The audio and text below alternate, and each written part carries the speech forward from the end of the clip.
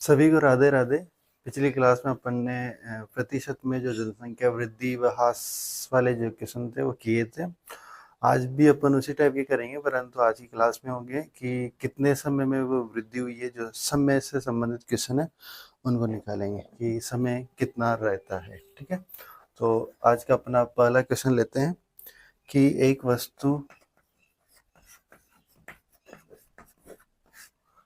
वस्तु का वर्तमान मूल्य 3750 रुपये है। ठीक है, प्रति वर्ष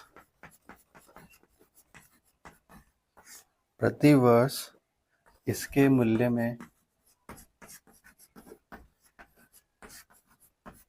प्रति वर्ष इसके मूल्य में 40% की 40% की वृद्धि होती है।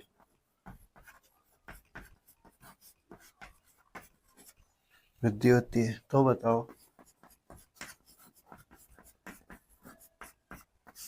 बताओ कितने वर्षों में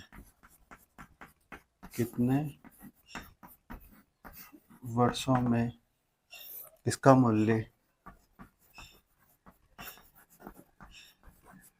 मूल्य 7350 हो जाएगा।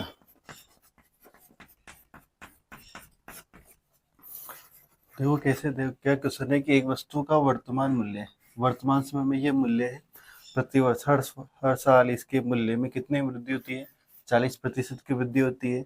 तो बताओ कितने वर्षों में, यानी समय आपसे पूछा है कि कितने वर्षों में इसका मूल्य 3750 से बढ़कर कितना हो जाएगा? 7350, यानी कितने समय में ये 40% की वृद्धि से इतना हो जाएगा। तो अगर यही पिछली वाली क्लास वाला क्वेश्चन देखें तो यहाँ पे ये मूल्य होता था, वो 3750 किसी वस्तु का मूल्य है, 40% की वृद्धि हो रही है। अपन लिखते थे 140/100, 100 पे वृद्धि 40 की तो 140/100। अगर 2 साल होता था 2 बार 140/100 लिखते थे, 3 साल होता था 3 बार लिखते थे, और बराबर में जो उसको सोल्व करते थे वो ये वैल्यू निकल कर आती थी। परंतु इस बार अपन को ये वैल्यू भी दे दी, निकली हुई वैल्यू दे दी। बस अपन को ये नहीं दिया कि इसको कितनी बार गुणा करना है, कितनी बार, यानी आपको क्या नहीं दिया, समय नहीं दिया। इसी टाइप के अपन ने पिछली क्लास में किए थे, तो वही चीज़ है, सवाल कोई चेंज नहीं है। बस अगर 2 साल होता था 2 बार लिखते, 3 साल होता 3 बार लिखते थे, पर वही चीज़ नहीं दी कि कितनी बार लिखना है। तो अपन ने उसको क्या मान लिया कि ये इतनी बार, टी बार उसको लिखा गया होगा। ठीक है, अब इसको ऐसे ही है कि सोल्व करना है। तो इसको सोल्व करेंगे तो जैसे 140/100, इसकी पावर कितनी, टी, और ये 7350 बट्टे में, ये इसके अपॉन में आ जाएगा 3750। ठीक है, इसको जब काटोगे ये तो कट जाएगा, और यहाँ पे भी ये 0 से ये 0, इसको काटोगे 2 के पार्ट से 7 बार, नीचे ये 10 बचेंगे, ये कटेंगे 5 बार। ठीक है, इसकी घात कितनी है, टी है। अब यहाँ पे इधर बचे हुए 735 और नीचे बचा हुआ है 375। किस पार्ट से कट रहे हैं, 5 के पार्ट से काट दें, 5 7 35 और 2 बचेंगे 25। ठीक है, और ऊपर भी काटेंगे, 5 के 5, 2 बचेंगे 20, और 3 बचेंगे 5 7 35। ये और कट जाएंगे, यहाँ लिख देता हूँ 7/5 की घात टी, और ये और कट जाएंगे 3 के पार्ट से, 3 चौक 12, 2 बचेंगे, 3 नाम 27, और ये कटेंगे 3 दूना 6, और 1 बचेगा 3 पंजे 15। अब आप देखोगे ये किसका वर्ग बन रहा है, 7 का, नीचे वाला 5 का वर्ग बन रहा है। दैट मीन्स इसको ऐसे लिख सकते हैं 7/5 की घात टी, और इसको लिख सकते हैं 7/5 की घात 2। तो टी के स्थान पे कितना मान आ गया, 2, यानी टी बराबर कितना मान आ गया, यानी 2 वर्षों में मूल्य इतने से बढ़कर कितना हो जाएगा, 7,350 रुपये। 2 वर्षों में ये मूल्य इस प्रकार हो जाएगा।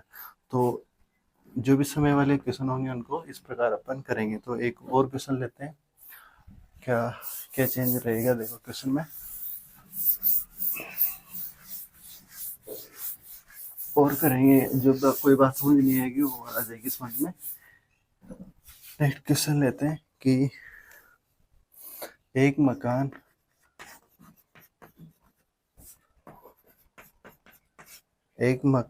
का वर्तमान मूल्य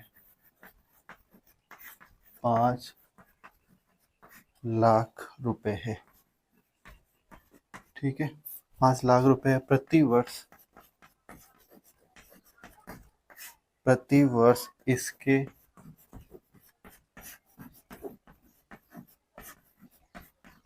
मूल्य में 10% अवमूल्यन होता है।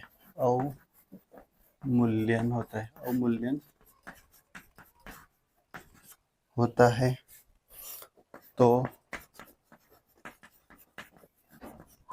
तो बताओ कितने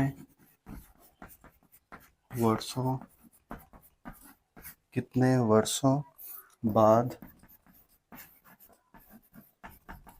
मकान का मूल्य, मकान का जो मूल्य है, मकान का मूल्य 3,64,500 रुपये हो जाएगा। ठीक है, तो एक मकान का वर्तमान मूल्य है 5 लाख रुपए है। प्रति वर्ष के मूल्य में क्या होती है, 10% क्या होती है, कमी होती है, अवमूल्यन होता है, कमी होती है। तो बताओ कितने वर्षों बाद, यानी कितना समय लगेगा कि इस मकान का मूल्य घटकर ये रह जाएगा 3,64,500 रुपये हो जाएगा। ठीक है, तो ये क्वेश्चन है, इसमें अपन को वही समय निकालना है। प्रारंभिक मूल्य दिया है 5 लाख। ठीक है, 5 लाख रुपए दिए हैं प्रारंभिक मूल्य। अब 10% का अवमूल्यन होता है, यानी वही 100 पे 10% की कमी हो रही है, तो 90/100। अगर अब इसमें कितने वर्ष, अगर वो 2 वर्ष देता तो 2 बार मल्टीप्लाई करते, 3 वर्ष देता तो 3 बार मल्टीप्लाई, इसको सोल्व करने पे 3 बार 2 बार करते, इसको सोल्व करने पे ये वैल्यू आ जाती। परंतु अपन को वो समय नहीं दिया तो इसकी घात कितनी लगा देंगे, टी। और वो जो वैल्यू निकल के आ रही है वो कितनी आएगी, 3,64,500। ठीक है, 3,64,500। ठीक है, अब अपन इसको बस सोल्व कर लें। ये 0 से 0 ये कैंसिल हो जाएगा, तो ये बचेगा 9/10 की घात टी। और यहाँ से इसको देखें तो ये हो जाएगा। ठीक है, तो इन 2 जीरो से ये 2 जीरो कैंसिल, बाद में ये 5,000 और ये बचेंगे, तो इनको अगर आप काटोगे तो ये हो जाएगा 9/10 की घात टी। और इनको अगर काटोगे तो नीचे आएगा 1,000 और ऊपर आ जाएगा 729। इनको 5 से काटोगे तो बाकी इधर कर दो मैं, तो 9/10 की घात कितना टी है। ये 729 9 का क्यूब है, कितना है, तो मैं उसको क्या लिख सकता हूँ, 9 और ये जो 1,000 है वो किसका क्यूब है, 10 का क्यूब। तो इसको 9/10 का क्या लिख सकता हूँ, होल क्यूब। तो टी के स्थान पे इधर कितना आ रहा है, 3।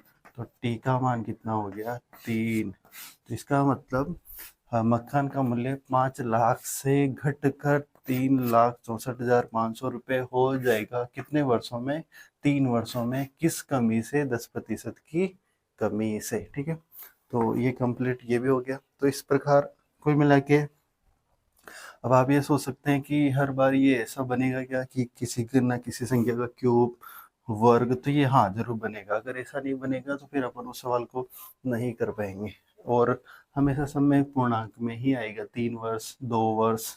ठीक, इस प्रकार का। नेक्स्ट क्वेश्चन लेते हैं।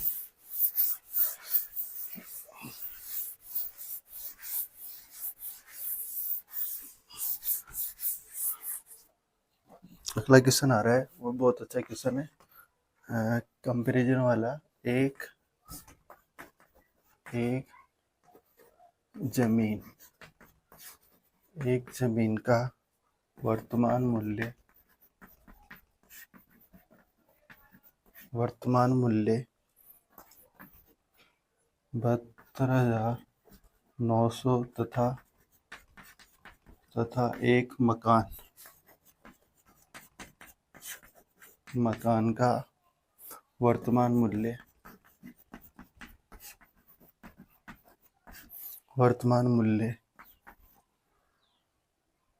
13,31,00 है। ठीक है, जमीन के मूल्य में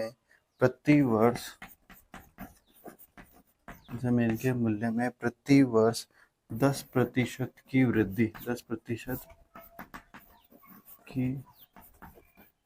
वृद्धि तथा मकान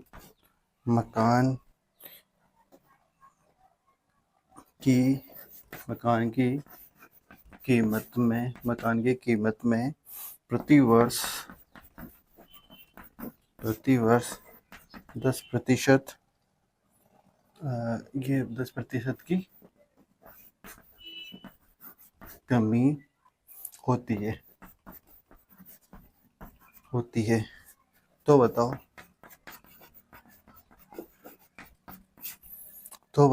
कितने वर्षों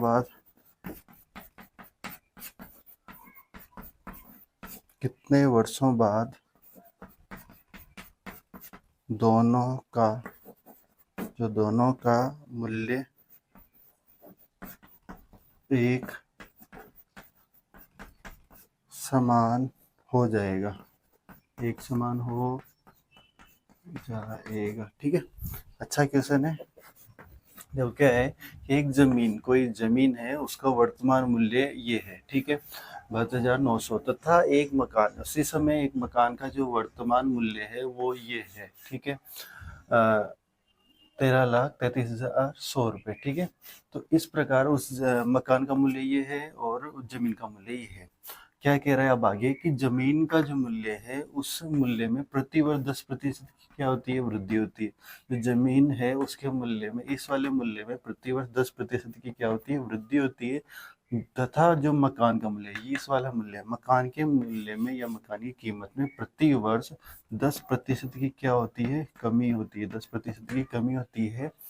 तो बताओ कितने वर्षों बाद जो दोनों हैं, जमीन और मकान, दोनों का मूल्य समान हो जाएगा। यानी एक का मूल्य बढ़ रहा है, एक का मूल्य घट रहा है, और पहले से ही इस एक का मूल्य अधिक है और एक का मूल्य कम है, तो कम वाले का तो बढ़ रहा है और अधिक वाले का मूल्य घट रहा है। तो ऐसा कौन सा समय होगा, कितने वर्षों बाद दोनों का मूल्य समान हो जाएगा। तो अपन क्या करें, दोनों का अपन निकालें, समय निकालें। तो 72,900, ठीक है, इसमें क्या हो रही है, जमीन के मूल्य में प्रति वर्ष 10% की वृद्धि हो रही है। 10% की वृद्धि हो रही है, यानी 110/100। कितने समय में हो रही है, नहीं पता। ठीक है, इधर कितने समय बाद दोनों का मूल्य समान हो जाएगा। तो इधर देखें दूसरे की वैल्यू, तो ये हो जाएगा 1,33,100। इसमें क्या हो रही है, 10% की कमी हो रही है, तो 90/100 लिख देंगे। ये भी कितने समय में हो रही है, टी समय में। दोनों का मूल्य कितने समय में क्या हो जाएगा, बराबर। बस इसको यहाँ से सॉल्व करना है। तो इन दो जीरो से ये 2 जीरो कैंसिल, सॉरी ऐसा नहीं करें, गलती हो जाएगा,